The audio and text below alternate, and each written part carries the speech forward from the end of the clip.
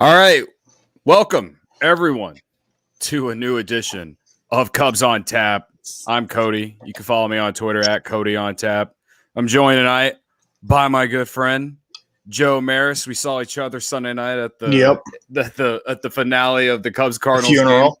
The funeral. We saw each other there. We did a video that's never going to see the internet. But maybe one day when I feel good about it, but it's never going to see the internet as of right now. Let's quickly describe it as I couldn't match your energy.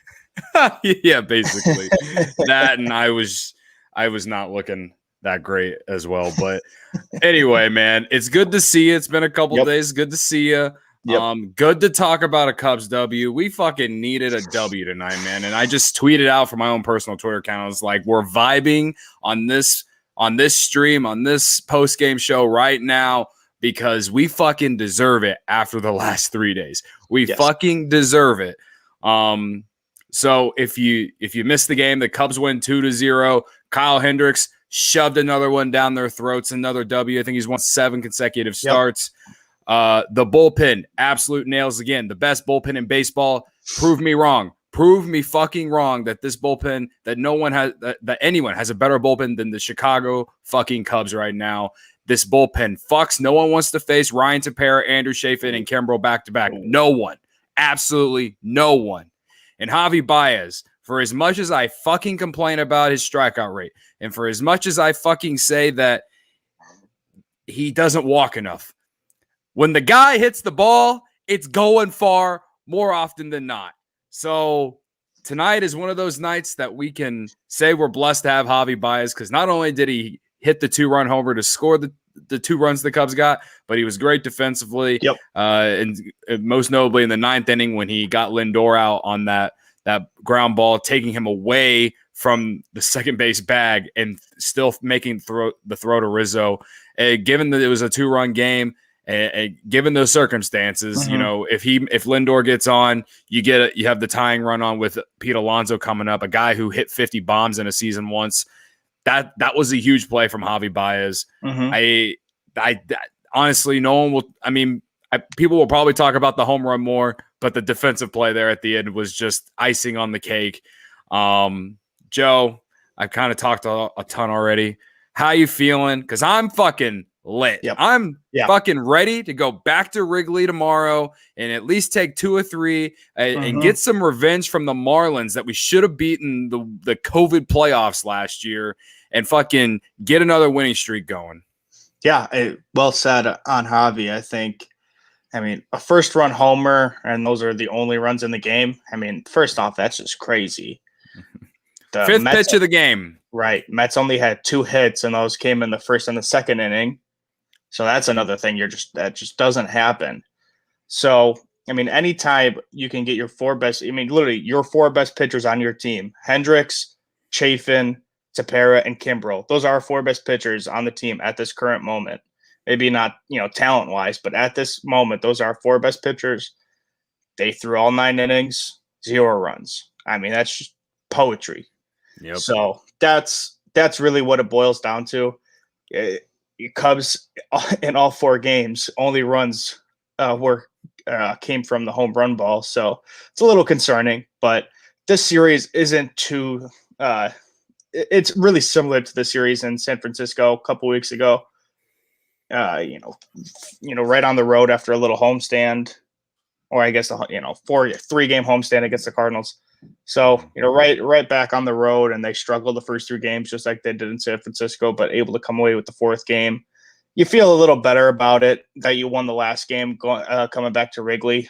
So spin zone, about feeling better about it. The Cubs take 4 out of 7 against the Mets this year. So if you want to look at it as like a 7-game playoff series, the Cubs just won Game 7. Cool. If you want to look at it like that. We could. Yeah. Our guy, Ron Luce, he's in the chat. He says, what a win. That's right. What a fucking win. Joey Ricotta, no sweep for you, Mets. That's right. And then this guy, Matty, on fucking YouTube. Hendricks, Chafin, Tepera, Kimbrel is just deadly. It's not fair. It really isn't fair. Again, I say it all the time. This team fucks. And I don't know how else to really explain what the fucking is, but when you get these four, Hendricks, Chafin, Tepera, Kimbrel, out there with a lead, oh, buddy. I don't care who the fucking Cubs play.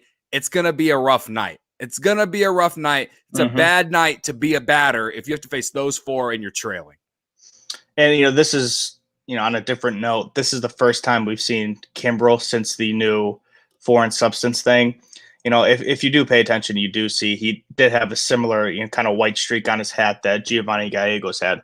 So, like a little spot. Right. So, most likely a little sunscreen and rosin kind of thing. That was gone, obviously.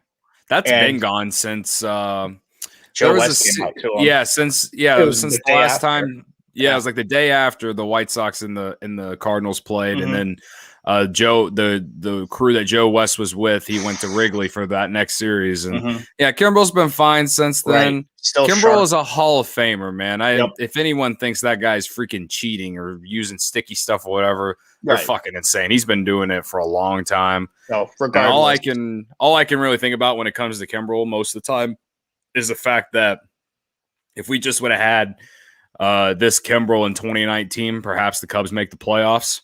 And if we had that Kimbrel at the beginning of last year, maybe they get a better seeding in the playoffs.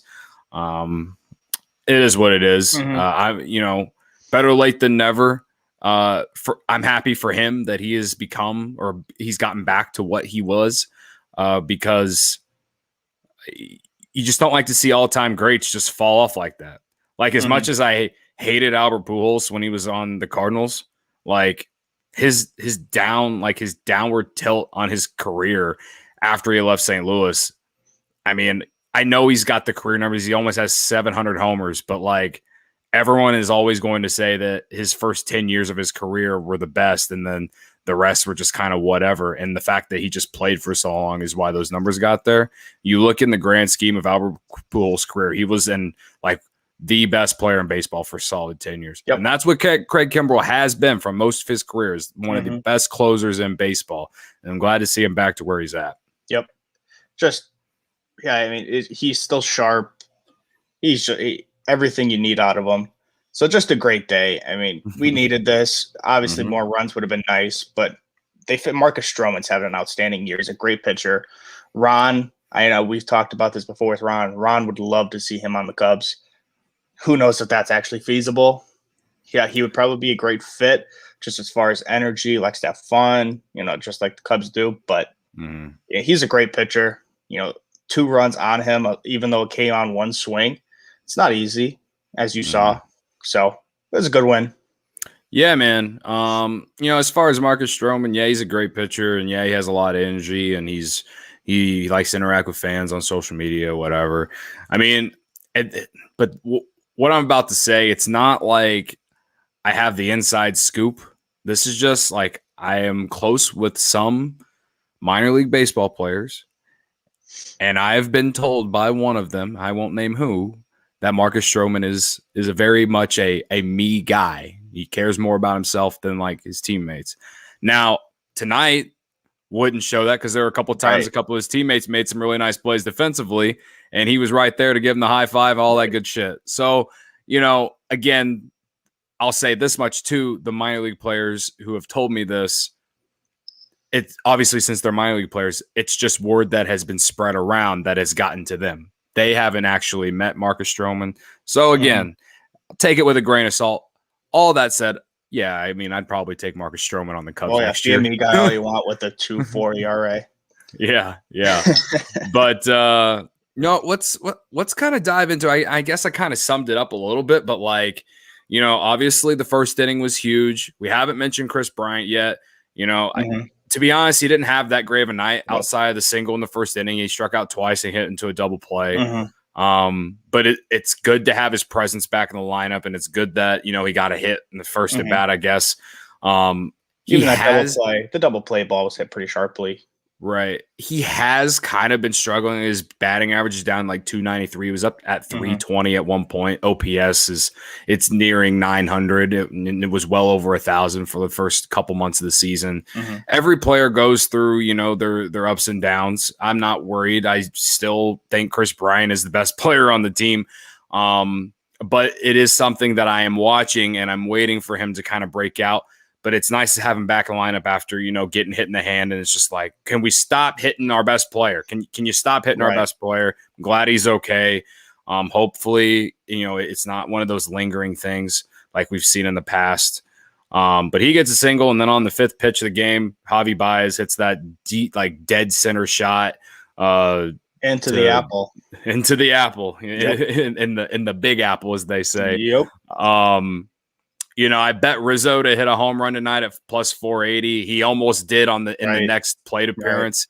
He almost went deep in another plate appearance later in the game too. So I was close. It wasn't a bad bet. It was close.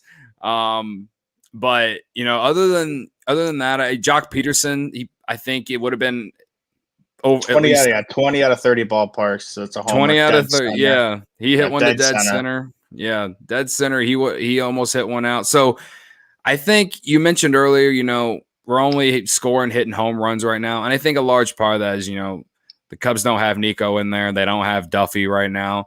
And, like those are your contact guys. Those are your guys that are just getting on base however it takes. They're not guys that are going to hit homers, anything like that.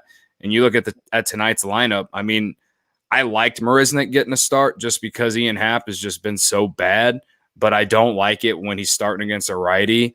So I didn't think too much. I didn't think he was going to do too much. But again, I was okay with giving Ian Happ a night off just because, again, he's just really struggled hitting below 200. Me and Juice talked about it last night. And then Alcantara, he did have a walk. So he continues to at least be productive in some aspects. He kind of got robbed by Alonso too. Ball hit sharply, kind of going down the line. Probably a easy double.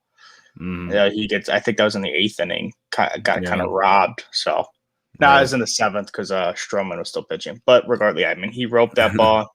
Alonso made a nice play. So Alcantara, he had a pinch hit last night, right? Or did he start yesterday? Yeah, he did. He did have a pinch hit in the 9th inning last night. So, and in the game before that, the game where Willie Harris blew the game, in the 9th. Alcantara, that game, he struck out 4 times. So he's kind of rebounded from that 4 strikeout game over the last 2 days, which is nice to see because he's a young player and, sometimes that stuff looms large. But, yeah, man, I mean, Hayward even had a hit tonight. He was another guy that me and Juice just sat here and bitched about last night. And he was just a pinch hitter last night. He didn't even start. He just struck out really bad last night. Tonight, yeah, he went 1 for 3.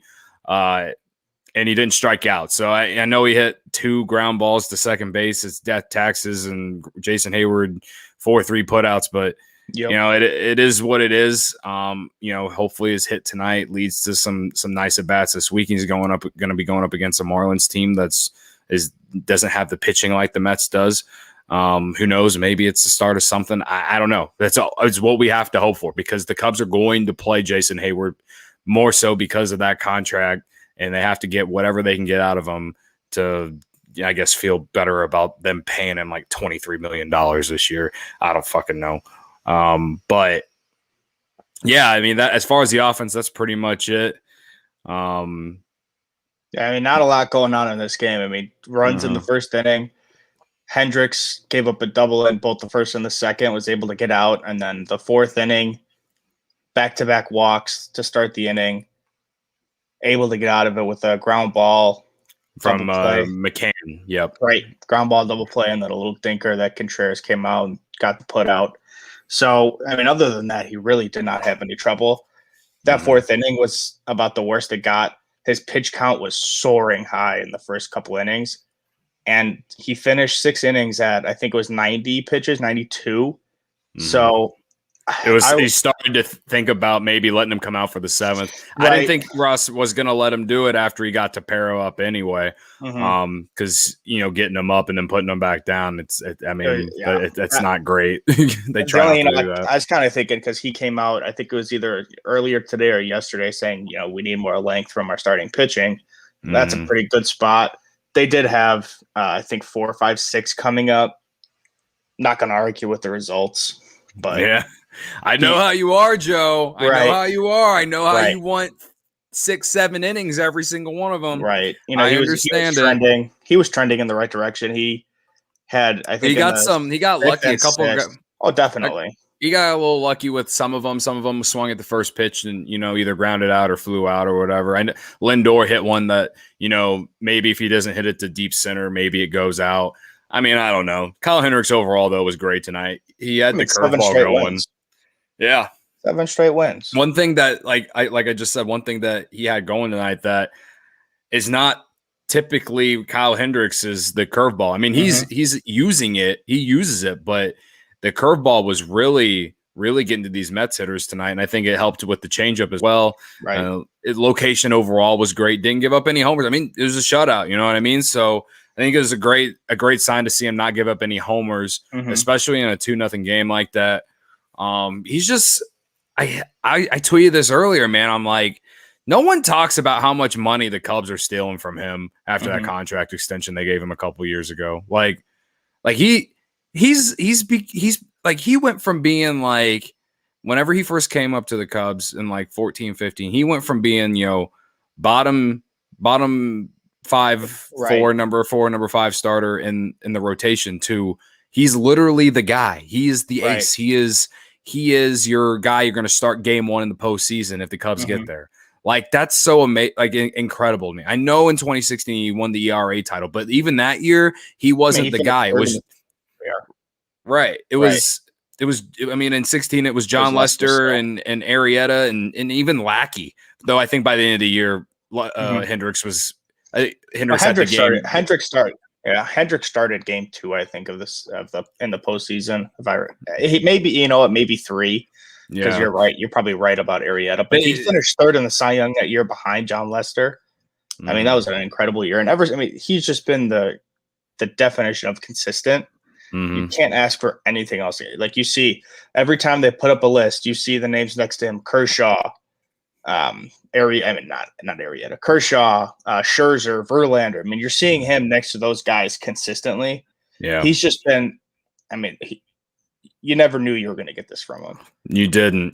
And, for a guy, and the one thing he has that's different from all the rest of those guys is he throws 89, bro. He throws 89. And in this day and age, when he can do that, you almost feel like he's just going to be able to pitch forever, like pitch till he's 40, because, a lot of guys, they have the heat and they can throw 100, in their 20s, and then it starts to fall out when they hit their 30s. But Kyle Hendricks, he's just casually, consistently just, doing what he does, man.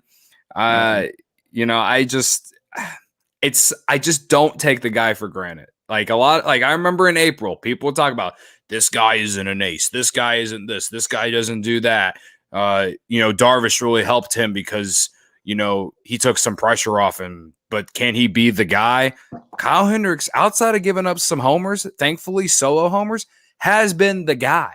He is the guy. I mean, there's if you don't think he's the guy, you're not watching the games.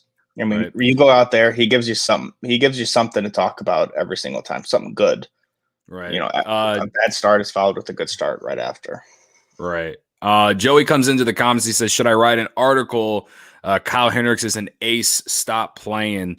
I'd read it. We don't write enough about Kyle Hendricks at Cubs on Tap. We really don't. We're writing a lot about breaking news stuff and opinions and stuff, but no one's really done anything on Kyle Hendricks. I think it's just, again, I think a lot of guys have taken Kyle Hendricks for granted. They're just like, we know what you're going to get out of him, but maybe sometimes we kind of forget just how special he is. So yeah, Kyle Hendricks, he's an ace, guys, and he's cool and tough, as we like to say here at On Tap Sportsnet. So Joey, definitely go write that up. I'd love to read that shit. Yeah, man. So, we've been sucking on Kyle Hendricks' dick, but Andrew Chafin, Ryan Tepera, Kimbrel, Chafin comes in, gets a strikeout. Honestly, his inning went so fast. I don't even know if he threw 10 pitches. And the same thing for Tepera. It's just like they come in and they just they just get the job done, dude. Chafin is at a 1.84 ERA now. Tepera 1.93. And they showed Tepera's got the second longest active scoreless streak behind DeGrom. So I think now it's up to 18 and a third innings, no runs. That's so insane to me. Coming off of the May NL reliever of the month, he's putting on just as good of a June. Yeah. He's incredible. Like you keep tweeting, he got an MVP vote for a reason. Yeah, I'm gonna keep tweeting it, man, right. because I was like, his April wasn't that great. Like he struggled in some innings in April, but yeah, since May started, he's been really fucking good. And you know, he's another one of those guys that just kind of came out of nowhere for the Cubs. Not this year, but last year. Like I didn't know who he was when the Cubs had, brought him in. I had no idea where he came from. This guy's pumping upper 90s. He's got an insane cutter. Like he makes a lot of people fucking look bad. So, I just saw this bullpen, man, with those three guys, Chafin and Tepera and Kimbrel. It's literally unfair. It's literally unfair. Yeah, I mean, they could tuck you into bed, sing you a bedtime story. I mean, they're just the ideal 7, 8, 9 inning. Yeah. It's perfect. Right. I think the big key for tonight's Cubs win as well is between Hendricks, Chafin, Tepera, and Kimbrel, there were only 2 walks. I think by the end of last night, through those 3 games, the Cubs had walked like 20 guys or more. So only 2 tonight and they were from Kyle Hendricks too. Those back-to-back walks in the 4th inning. Yep. Other than that though, no one walked. You'll love to see it, and hopefully they like that. That was the key to success in May and the games that they've won in June. So definitely, this team, it basically functions on getting 5 innings out of their starter of serviceable pitching, like keep them in the game, somehow get a lead early, and then hand it to the bullpen because it is nails. It is nails. There's no one on the bullpen right now that worries me. Mm-hmm. In the high leverage spots, at least. Right. I'm not worried about any of them. I can't like it. It's still something that I can't comprehend because for years the Cubs bullpen has been so agonizing and has broken my heart so many times. You know what I mean? So I mean, I think maybe since there's not much else to talk about from today's game, I think this series and even the San Francisco series really shows you that how much the Cubs need to add a starting pitcher. 2. Oh, yeah. And it is.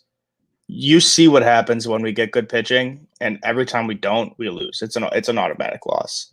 Yeah, we have not been able to come back from a bad start from a pitcher. Right. Well, not that I disagree, but perhaps maybe the Cubs can pull another one of those games out if they had Alzolay. Sure.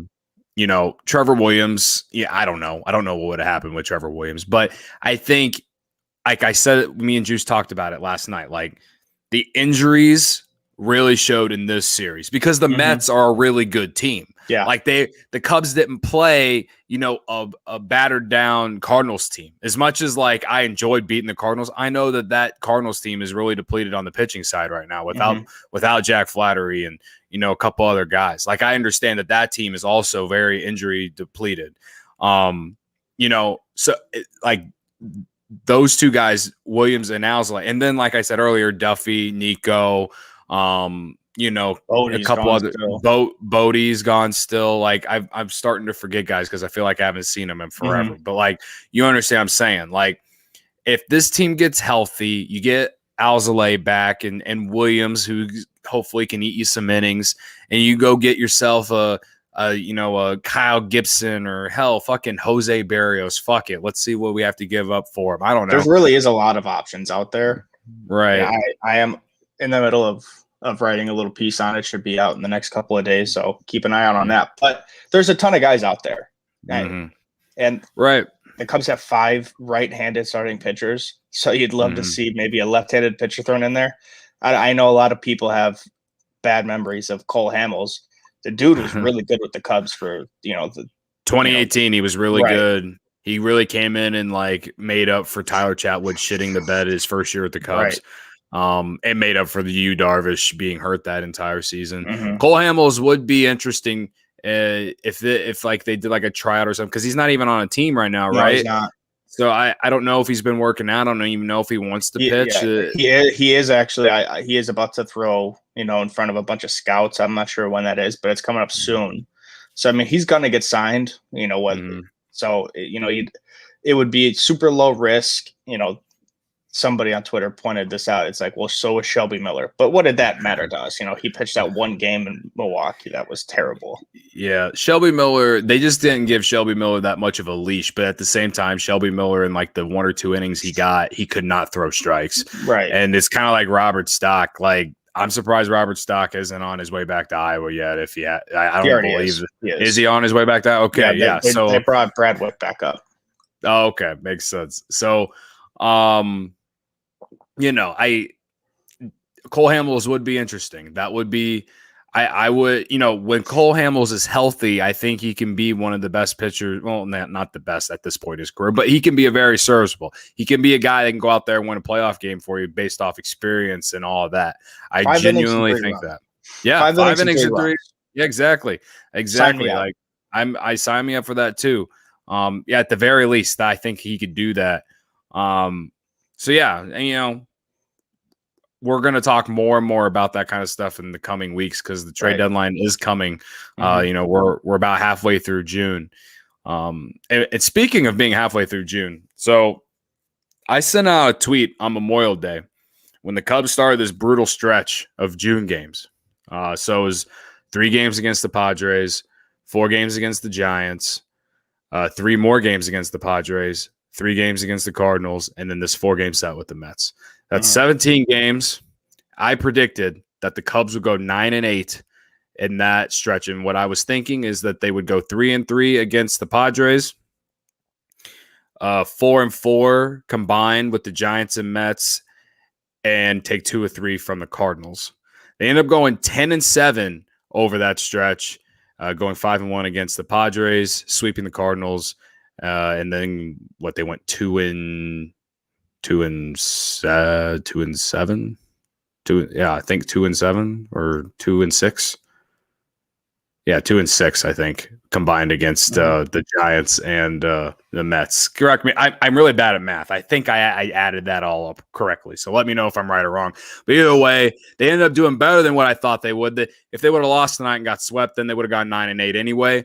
And I probably would have been okay. It would have sucked to get swept by the Mets. But genuinely, this entire week, I feel like the Mets are just playing really well right now. Yep. Everything was going their way. The Cubs couldn't buy a hit.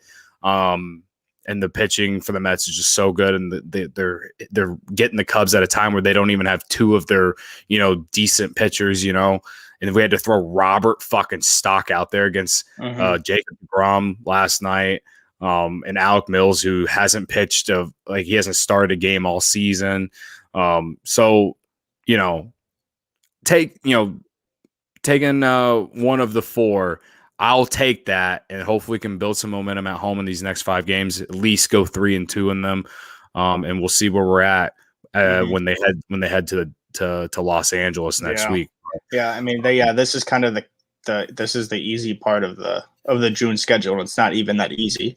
The good thing is that it's at home. Miami's not, Miami's in last place in the East, but they're still competing. I mean, they're still a good team. And then you got 2 against the Indians. It's not like you're playing the fucking Diamondbacks, for example. Right. And then, you got 4 in LA. So these 5 games are super important. Give us a little bit of separation. Just looking at the scores tonight, the Cardinals already lost. Reds are down kind of in the middle. Reds are down by 2 early, like middle of the game. And the Brewers are down. So I think the Cubs were half a game ahead before today, right? I believe no, they were tied. They were tied. Yeah, so they're at this moment they're half a game up. So hopefully those scores stand for the day. If Milwaukee loses, and the Cubs will be a full game up, going back home to full capacity crowd on a Friday, not at 120, but a Friday night game. It doesn't make why they had to play a night game tonight to make That's sure that they probably played a why. night game on. Yeah, It is why, because them playing a night game tonight and then having to play a day game tomorrow is not fair. The Cubs would not do that to themselves. Nope. So it's so dumb. I wish they would have played a day game today. But yeah, man, we're already kind of moving on to tomorrow's game. Are you ready to preview it? Or you have anything else to say on this game? No. Good. Glad we got the win. We needed it. Yeah. Right. Okay. Well, tomorrow it is Zach Davies versus TBD. The as far as I know, the Marlins haven't announced who their starter is. If you do know, feel free to slide it into the chat if you're watching live or whatever. But Zach Davies, he's been on a nice little stretch. He's kind of upped it to where I like right now because he's getting more than like 4 or 5 innings. He went 6+ innings on Sunday Night Baseball on the national stage against St. Louis on Sunday night. We were at the game. Yeah. And it was awesome to see. It was fun to watch.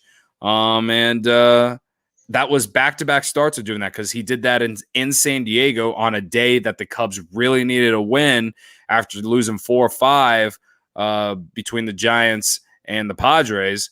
And so he's come through these last 2 starts to not only stop a losing streak, but to keep a winning streak going and secure a sweep of a division rival. So he's rolling right now, man. He's taking it to another level. I love to see it. Makes the Yu Darvish trade feel a little bit better. I know a lot of people still hate it. It is what it is. I'm not here to talk about that. But Zach Davies pitching really well right now. He's looking to extend his winning streak to 3. He's thrown 12 2/3 scoreless innings his last 2 starts. He's 3-2 with a 5.74 ERA and 6 career starts against the Marlins. But he hasn't faced the Marlins since 2019. And the Marlins that he's faced, it definitely isn't the same Marlins team that they're seeing this weekend. I don't know if that's good or bad, but either way, Zach Davies, he's going in with a lot of confidence, needless to say. I'm feeling good about him tomorrow. So right. I mean, in his last 7 starts, he's got a 2.17, averaging a little bit over 5 innings a start. That's his MO. So that's perfect. If he could continue, something along those lines for the rest of the season, we're all going to be super happy. He's not the pitcher that he was in San Diego last year, even with Milwaukee the year before. But we're starting to see it. I mean, we're starting to see it come together. He's starting to get comfortable. He's really been a catalyst in this nice, month and a half stretch. Right. Well, whenever you're getting, when you're getting him going into the, 6th inning or whatever, that's exactly what the Cubs thought they were going to get for the most part going into the season. And again, since May 1st, if you look at ERA and stuff like that, he hasn't been bad. But the month of May, the problem still was that he couldn't consistently go 5 innings. Well, now he's starting to do that, and he's, it's making me feel really good about it because he is a guy that no one's talking about it, but he's a guy that, if he can play like he has the last 2 starts the rest of the year, he's a guy I want the Cubs to keep around for a year or 2 beyond. Like, his contract is up at the end of the year, and if he's pitching like the last 2 outings, I kind of want him around. So definitely. And he probably wouldn't even be that expensive either. No, so not at all. Yeah, exactly. So yeah, man. I think for the Cubs tomorrow night, I think it's same shit, a different day, man. Got sore early. Let Zach Davies settle in, not really stress too much, and get him a lead and get it to the bullpen again. I doubt Kimbrel pitches tomorrow. He threw almost 20 pitches tonight, so I doubt he pitches tomorrow. No, he should be fine. He didn't pitch his last. When did he pitch last? He probably pitched last on Sunday. I'm talking about Kimbrel. I know. Oh, when did he pitch? He pitched tonight, man. He threw almost 20 pitches. Right, 20. I mean, for a closer or for a bullpen guy, 20 pitches. He should be able to pitch tomorrow, depending on how the game actually goes. But I don't know. Someone tell us how that goes. I feel like if your closer throws 20 pitches in one outing, I feel like he's definitely guaranteed an off day the next day, unless it's like postseason or like must win game or something like that. I feel like in June, I don't think Rossi's going to throw him out there tomorrow. Yeah, but we'll see. The game could not even call for it, so who knows? Well, that's what I'm saying. Hopefully, we score like 10 runs and it's a blowout, and you don't even have to worry about it. You know what I mean? Yep. But either way, even if Kimbrel can't pitch tomorrow, I'm feeling good with literally anyone. Let's throw Tommy Nance out there to fucking close that bitch out. I don't fucking care. Yeah, so like you said, the Marlins haven't announced the starter for tomorrow. So I mean, I'm not super familiar with the Marlins this season, as we haven't really played them yet. So they have one guy that they got in the Marcell Ozuna trade from the Cardinals who's not bad. I think he started game Lopez. No. Oh, Sandy Alcantara? Sandy Alcantara, yes. Yeah, I'm assuming. So they have the only starter that they've named for the series is on Saturday, and that's Pablo Lopez, who's he's actually been pretty good. He's got a 3.12 ERA. But I'm assuming if Sandy Alcantara was lined up to pitch, he would have been announced. True, because he's like one of their top end starters. Yeah, he's their opening day starter. So yeah, I don't know if he's hurt or not right now, but. Yeah, I mean, he's like the only one I can really name. I think he just pitched against the Cardinals, so I think he's probably – they just got roughed up by the Cardinals, too. The Cardinals really rebounded after getting swept by the Cubs. As far as the hitters for Miami, obviously they got Jesus Aguilar, a.k.a. Brewers legend. One guy that he's kind of coming on the scene as a rookie this year is Jazz Chisholm. Fun fact, I saw Jazz Chisholm play in minor league ball in like A-ball like 3 or 4 years ago down in Peoria where the Chiefs play. And I believe Chisholm was on the Diamondbacks organization at the time, which means Kane County came to Peoria. And I watched him pull one over the wall the night that I went to one of those games. And me and my buddy I was with watched him do that and watched him just play that entire game. Was like, that guy's going to be in the majors one day. And here he is. He's in the majors. And I don't know his stats off the top of my head and I don't have him in front of me, but he is someone that the Cubs need to keep an eye on this weekend because I think he's going to be a very good player. Yeah, he's having a good year. Like you said, Jesus Aguilar. They also have Starling Marte, who the Cubs are super familiar with. He's just a great hitter, great player. So they definitely need to watch out for him. So yeah, Starling Marte has a 348 batting average against Zach Davies in 23 plate appearances. So yeah, he's going to be a guy to watch out for tomorrow. Jesus Aguilar, he really hasn't. He's still a good hitter, but he hasn't really matched that. I think it was 2019 or 2018 and 2018. Yeah. He hasn't matched that at all. Yeah, but he's still definitely a great hitter. Jazz Chisholm's having a good year. Their shortstop Rojas, he's a pretty good player. They're a good team. They're a scrappy team. They're finally building after Derek Jeter destroyed their team when he came in, and they decided to trade. And we saw it too, like in the postseason last year. I mean, they couldn't score, but their pitching just dominated the Cubs in those 3 games that they played. They only played or 2 games, whatever it was. You know what I mean? Like. This is a revenge game if you ask me, man. The Cubs have to remember them getting beat by this fucking small market team full of nobodies. Like they have to like that has to be sitting in their guts a little bit. Like they had to have been embarrassed losing to that team last year. So hopefully they channel that energy tomorrow and get it done. Yeah, I think we're going to see just like how we saw last weekend against the Cardinals, coming home after a little bit of a road trip. They always play so much better at Wrigley, probably feel so much better just being at home. So this is definitely an important 5 games. Take 3 or 4 of these 5 games. We're feeling really good heading out to LA. Even, we already swept them. They're playing a lot better than they were when we first played them, but we've shown that we can compete with those teams. I believe I heard Pat and Ron talk about they've just put Cody Bellinger on the IL today. Oh, wow. So I don't know if he'll be available when the Cubs go out to Los Angeles, but that's something to keep an eye on because that could mean something. But yeah, I don't want to jump too far, but yeah, I think the Cubs need to go 4-1 on this homestand. Like the This is all teams just are playing. It's just about taking care of business here. Right. So, yeah, man, before we get out of here, let's get a Fly W player. It's kind of hard because we don't know who's pitching for the Marlins. Obviously, I'm going to take Chafin, but I'm gonna ride the hot hand still. Anthony Rizzo's had some really nice at bats. He should have had a home run tonight, and I should have won some money off a plus 480 home run bet. But it is what it is. That's what gambling's all about. So yeah, like I said, I'll take Chafin as always. But if I took an offensive player for sure, I think it would be the captain, Anthony Rizzo. I'm going to take Javy. I think he's really finding his stride. He's definitely finding the power. We saw that a couple days ago against Taijuan Walker, put one into right field, and then today put one into center.